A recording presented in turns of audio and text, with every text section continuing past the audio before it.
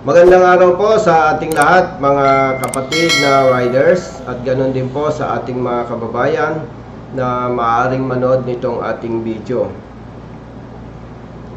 Ito pong aking ilalabas na video ay reaction po sa mga pahayag ni Colonel Nebrija ng MMDA. Ganoon din po yung pong reaction ko po sa pahayag ng DOTR consultant na dating LTO Chief Engineer Albert Swansing, at magbibigay din rin po ako ng reaksyon sa inilabas na pahayag ni Mr. Ben Tulfo nitong BITAG. Kung mapapansin ninyo po, nitong mga nagdaan, maraming araw na rin po ang nagdaan na parang ako po ay tahimik lamang dito sa issue na ito. Pero nakiliti po ako dito sa huling nabasa ko dito sa comment ni Colonel Nebrija. Sabi po niya dito, tama po, huli ng enforcer, idol. Ganito po sabi niya, tama po, huli ng enforcer, idol nyo mali, ha ha ha ha, siya turuan ninyo. So ito po ay 2 days ago. Ibig sabihin po ay hanggang sa kasalukuyan po ay naniniwala po si Colonel Nebrija na tama ang ginawang panghuhuli at paninikit ng kanilang enforcer sa rider na hindi nakasapatos ang kanyang angkas, ang kanyang asawa. At dahil po dito ay nagdudulot po ito ng kalituhan dito sa ating mga kapatid na motorcycle riders. Lalong-lalo na po yung ating mga kapatid na motorcycle riders na nagagawi o taga-roon sa Metro Manila. Lilinawin ko lamang po sa ating lahat, ito pong issue na ito ay hindi Colonel Busita versus Colonel Nebrija. Huwag po tayong magpadala sa issue na parang kami po ni Colonel Nebrija ay nag-aaway dahil dito sa nangyaring insidente. Ang usapin po dito ay ang tamang pagpapatupad ng batas para hindi maabuso o maperwisyo ang sinumang rider na nagagawi sa Metro Manila. Lilinawin ko po, ako po ay hindi nakikipag-away kay Colonel Nebrija. Kaya ginagawa ko ito. Ito po ay sa abot po ng aking makakaya ay nais ko lamang pong ipagtanggol ang panig ng ating mga kapatid na riders. Kung mapapansin naman po ninyo yung mga nauna kong videos, ay ako po ay walang pinipili. Basta tama ang rider, wala po akong pinipili. Ipinaglalaban ko po ito sa maayos na pamamaraan. At napansin nyo naman po na matapos kong maaksyonan ang aking pagtulong dito sa ating mga kapatid na riders, ganun din ang mga truck drivers na humingi ng tulong sa atin, siguro naman po ay napapansin ninyo na ang enforcer o ang police o ang sinita nating riders ay nagpapapicture pa po kasama ako. Ito po ang patunay na hindi naman po ako bastos o siga kapag ka po ako ay may inaayos na problema. Ito pong nangyari na issue, ito nga pong backrider na nakasandals, ang nangyari po nito ay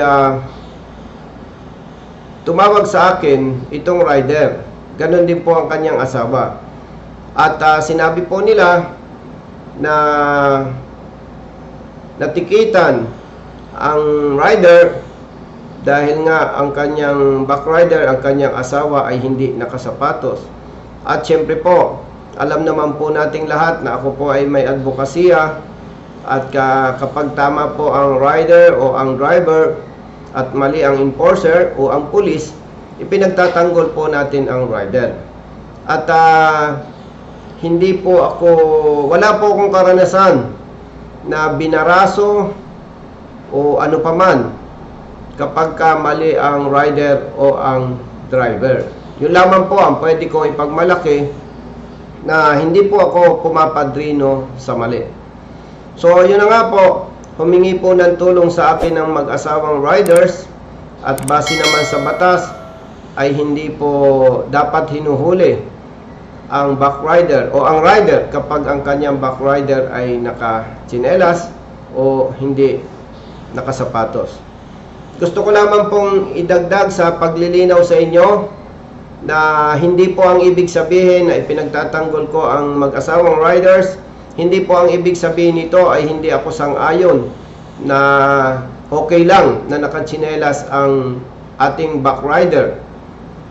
Ang punto po dito ay yung tamang pagpapatupad ng batas na dapat igawin o ipatupad ng sino mang enforcer o ng sino mang mga enforcers. At totoo naman po na maganda kung ang backrider natin ay nakasapatos din. Totoo po yan. Pero hindi po natin pwedeng hulihin, tikitan at panagutin ang backrider o ang rider kapag ang kanyang angkas ay nakatsinelas o hindi nakasapatos. So balikan ko lamang po itong post, itong naunang pahayag ni Colonel Nebria patungkol dito sa issue na ito. Doon po sa paragraph 1 ng kanyang post, sabi po niya dito, ilabas mo ang batas na nagtatalaga sa iyo ng kapangyarihan na pagbayarin ang enforcer namin ang isang araw sa sweldo ng hinuli nila. Baka usurpation of authority ka, boy, para iutos at ipilit sa enforcer namin yan. Paglilinaw po, hindi ko lamang po alam kung anong particular na batas, pero alam po nating lahat na kapag ikaw ay may nagawang pagkakasala sa sino man, ay ikaw po ay maaaring panagutin ng batas para magbigay ng danyos. Ito yung madalas po nating tinatawag na danyos for wisyo. Ano po? Na ibig sabihin, pag may napinsala ka o may naging kasalanan ka sa iyong kapwa, ikaw ay maaaring panagutin ng batas. Pero dito po sa usaping ito, hindi na po kailangang hanapan pa ako ni Colonel Nebria ng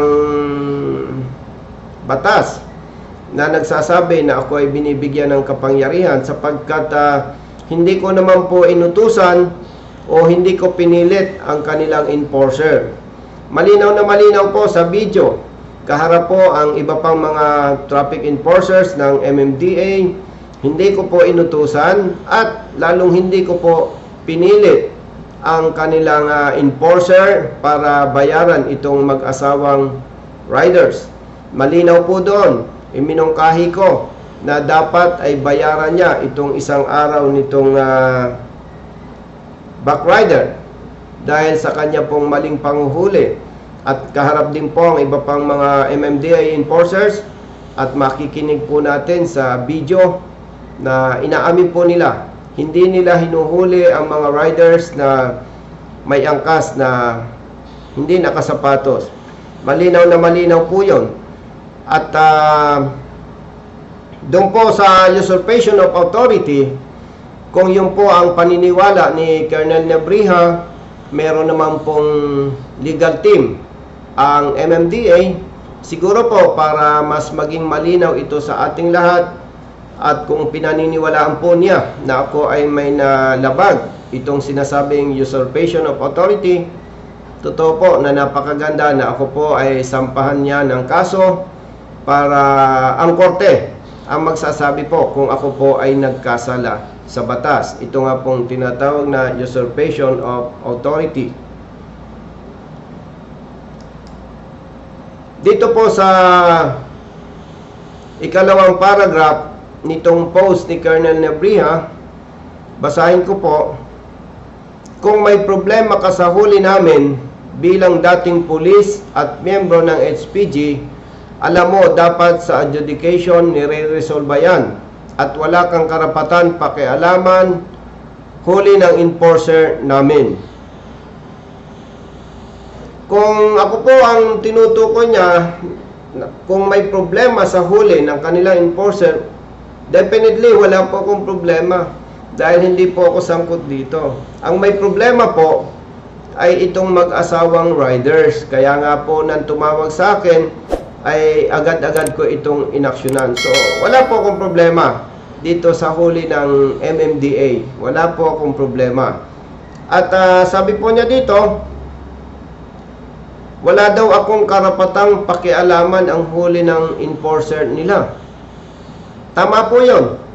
Wala po akong pakialam. Wala akong authority. Wala ako sa posisyon. Hindi ko po pinakialaman ang trabaho ng kanilang enforcer. Ipinagtanggol ko lamang po ang mag-asawang riders dahil sigurado po ako mali po ang ginagawa ng kanilang enforcer na pagpapatupad dito sa ating usapin ngayon. Yung pong sinabi niya na alam ko naman na dapat idaan sa adjudication board kapag may reklamo ang driver o ang rider. Totoo naman po yun. Pero dahil po sa kasalukuyang sistema na umiiral sa ahensya ng MMDA, ganun din po sa ibang mga lokal na pamahalaan, ay hindi po ako pabor doon. Ano pong ibig ko sabihin hindi pabor? Kapag ka po tumawag sa akin ang rider o ang driver at nakita ko na may mali sa pagpapatupad ng batas, agad-agad ko na po itong hinaharang. Dahil bakit kailangan nating paabutin pa sa adjudication board kung doon pa lamang sa panguhuli ay maharang na natin? So ganun po. At ako naman po ay walang natatanda ay pinagtanggol na tama ang pulis o ang enforcer. Ang pinagtatanggol ko po kapag nakikita ko po na alinsunod sa batas ay tama ang panig ng driver o ng rider. Doon po. At yung pong nabanggit niya na due process, ay alam niyo po, napakagandang pakinggan. Pero kung alam po ninyo ang mga tunay na nangyayari sa mga driver at mga riders na nagko-contest, kapag nakita nila na mali ang huli sa kanila, ay maaari po nasasang-ayon kayo sa akin. Bigyan ko po kayo ng maikling kwento dito sa sinasabi ni Colonel Nebrija na due process. Hindi po isang beses. May ilang mga riders na po akong tinulungan dito sa sinasabing pagko-contest. Paano po umabot sila sa pagko-contest? Sila po ay tumawag sa akin na sila ay nahuli na at natikita na.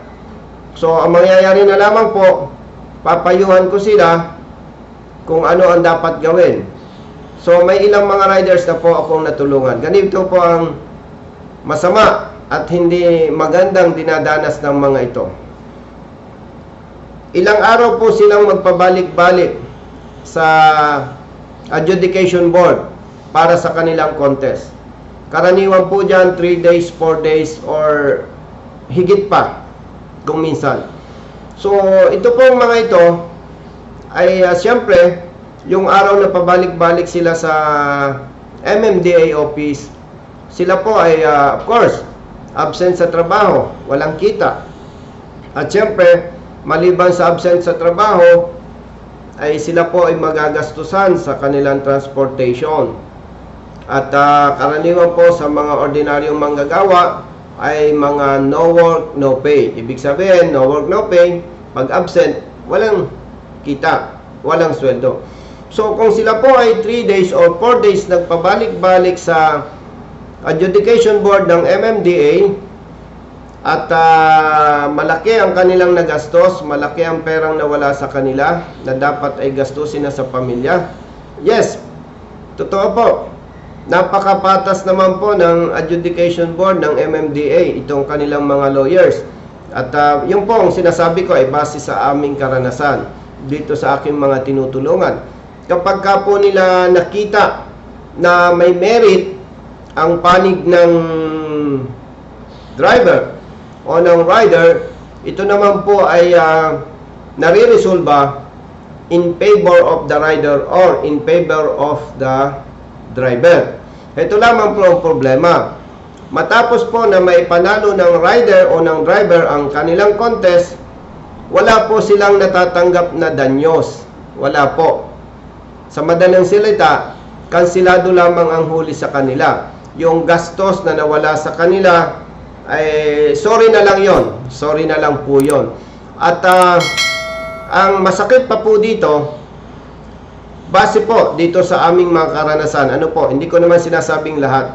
Base po dito sa karanasan ng aking mga tinulungan, after na makansila ang huli sa kanila, itong enforcer ng MMDA ay hindi naman po nila pinapanagot.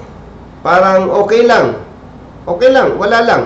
So, sa madaling salita po, kung ating uunawain yung sinasabi ni Colonel Nebria na due process, maganda po sa tenga, ang gandang pakinggan.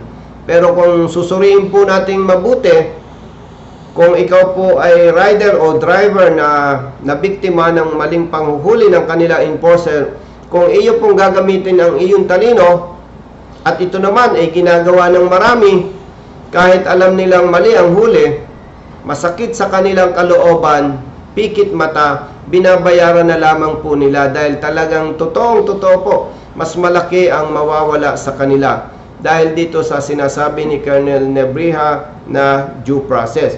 Hindi ko po alam kung alam ito ni Colonel Nebria, dahil siguro po kung alam niya, baka tatahimik na lamang siya. No po? Kung alam naman niya itong aking mga nabanggit, hindi ko alam kung ano itong sinasabi niya na due process. So total, para po sa akin, talagang itong due process na sinasabi niya ay maganda lang sa tenga. Pero sa parte po ng driver o ng rider, talagang ito po ay perwisyo. Perwisyo po talaga. Kahit manalo sa contest, kung ating susuriing mabuti, overall, talo pa rin po ang driver o ang rider, kahit na ang mga ito ay nasa katwiran. At ang nagkamali namang enforcer ng MMDA ay hindi po nila pinapanagot. Siguro po, maaaring pasinungalingan ito ni Colonel Nebria, at syempre, siya naman po ay opisyal at responsible public servant. Kung kanya po itong pasinungalingan, syempre, hindi po maaari ang kwento. Kailangan ilabas po niya ang mga patunay na itong mga riders at mga drivers na nag-contest ay kanilang binayaran ang danyos at kanilang pinanagot ang mga enforcers na napatunayang nagkasala. Nabanggit niya rin po dito na kung gusto ko raw mag-apply na hearing officer ng MMDA, mag-apply daw po ako. Ay alam niyo po, hindi naman ako nagyayabang. Ay kahit po sa panaginip, hindi ko naisip yan. Bakit po? Ay kung mag-hearing officer naman ako, limitado rin naman po yung aking capacity. Ibig sabihin, hindi ko na po kailangang mag-apply bilang hearing officer. Dahil po sa mga karanasan ko, magagaling naman yung kanilang mga lawyers, yung mga hearing officers nila. At nakita ko naman na talagang patas po sila. So, meaning, doon po sa punto na yon, walang problema. Walang problema. Kaya, ito naman ay napag-uusapan lang, hindi ako kailangan ng MMDA para mag-hearing officer dahil napakagagaling po ng kanilang lawyers. Wala po doon ang problema Ang problema po doon, yung kapag naresolba ang kaso, at naipanalo ng rider o ng driver ang kanilang contest, yung danyos, at hindi rin napapanagot ang kanilang enforcer.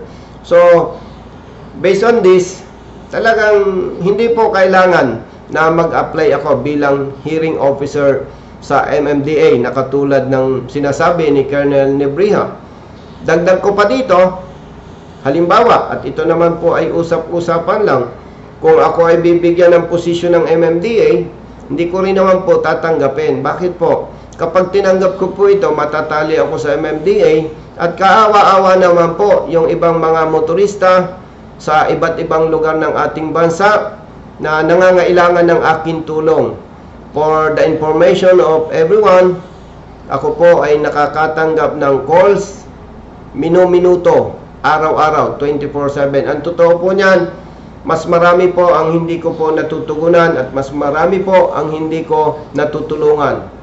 Kaya yaman din lamang na pag-usapan nga po ito, kahit ako ay bigyan ng posisyon na maganda sa MMDA, hindi ko naman minamaliit ang MMDA, pero hindi ko po tatanggapin dahil mas marami po ang higit na masasakripisyo. Itong mga kapatid nating motorista na humihingi ng tulong sa akin mula sa iba't ibang lugar ng ating bansa. Nabanggit din po niya dito na ako daw ay nagpapasikat lamang sa YouTube. Alam niyo po, kung usapang pagpapasikat, talagang hindi ko po inisip yan. Siguro po ay spekulasyon lang yan ni Colonel Nebriha, dahil ang totoo naman ay aminin natin ang totoo, dahil po dito sa aking advokasya ay kinilala po ito ng ating mga kababayan at na-appreciate po nila ito. Kaya wala po akong intention magpasikat sa YouTube. Nabanggit niya po dito, marami ka bang views? Malaki na ba ang kita? Ganito po. Sa usapang kita, si Colonel Nebriha po ay Colonel, opisyal. Ang isang pagkakamali lamang po niya, dapat bago niya ito binitawan, ay nag-research muna siya. O kaya, meron naman siyang magagaling na staff, dapat ipinasilip niya yung aking YouTube channel. Ganito po yan. Ang aking pong YouTube channel ay Colonel Bosita, Arsap. Colonel Bosita, Arsap. Makikita po ninyo sa aking mga videos, ang liit lamang po ng views. Pero yung napakarami, mga iba't ibang YouTubers, mga iba-ibang vloggers, ang lalaki po ng views. Pansinin po ninyo yan. Meron pong, let's say for example, meron po akong video. After 3 days or 5 days, makikita ko ang views nito 10,000, 25,000, 60,000. Then, pag nakita ko po yung ibang gumamit ng video ko, 700,000, 900,000, 1 million, 3 million. May nakita pa nga po kung gumamit ng video ko 13 millions. So, nagulat po ako na binitawan ito ni Colonel Nebriha, itong nabanggit niya na kung malaki na raw ang kita ko sa YouTube.